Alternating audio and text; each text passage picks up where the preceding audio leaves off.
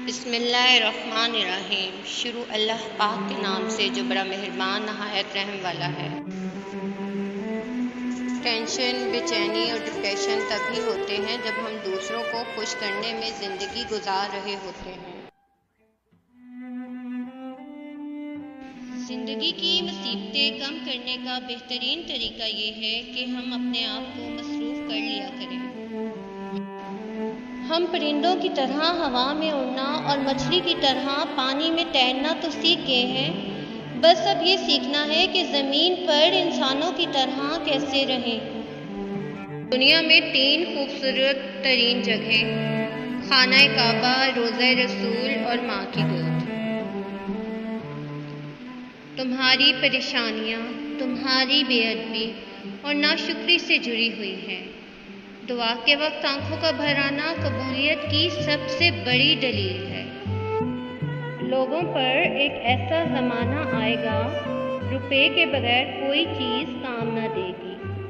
اللہ کو زبان اور دل کا سخت ہونا پسند نہیں، اس لیے اللہ نے ان دونوں کو بغیر ہڈی کے بنایا ہے۔ جب عقل مند برا ہوتا ہے تو اس کی عقل جوان ہو جاتی ہے، اور جب جاہل برا ہوتا ہے تو اس کی جہالت جوان ہو جاتی ہے۔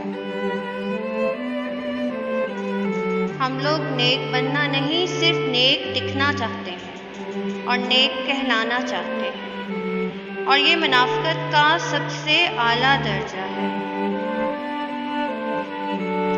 جب رب راضی ہونے لگتا ہے تو بندوں کو عیبوں کا پتہ چلنا شروع ہو جاتا ہے، اور یہی اس کی رحمت کی پہلی نشانی ہوتی ہے۔ یقین جانو، اللہ زیادتی کرنے والوں کو پسند نہیں کرتا۔ نیک عورت اگر خود کو مضبوط بنا لے تو اللہ پاک اس کی عزت کو ہمیشہ پردے میں رکھتا ہے۔ جن گھروں کے فیصلے عورتیں کریں، بربادی ان کا مقدر ہوتا ہے۔ عورت کھلونا نہیں ہے، وہ اللہ کی بنائی ہوئی ایک خوبصورت نعمت ہے جو موت کی گود میں جا کے ایک زندگی کو جنم دیتی ہے۔ صبح کی نیند انسان کے ارادوں کو کمزور کرتی ہے۔ منزلوں کو حاصل کرنے والے کبھی دیر تک سویا نہیں کرتے۔ غریبوں کی ہائے اور فارغ لوگوں کی رائے کبھی نہیں لینی چاہیے۔ اس دن تمہاری سب پریشانیاں ختم ہو جائیں گی، جس دن تمہیں یہ یقین ہو جائے گا کہ ہر کام اللہ پاک کی مرضی سے ہوتا ہے۔ اگر رزق عقل و دانش سے ملتا تو جانور اور بیوقوف بھوکے مر جاتے۔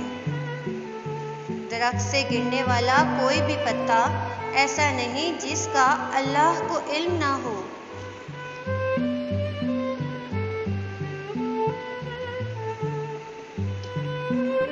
پتہ ہے اللہ کو بنانا بہت آسان ہے، ایک سجدہ اور چند آنسو، اور بس وہ 2 جہانوں کا مالک فوراً مان جاتا ہے۔ فضول گفتگو سے 2 قسم کے لوگ ہی بچ سکتے ہیں، ایک جس میں علم کی کثرت ہو اور دوسرا جس میں ذکر کی کثرت ہو۔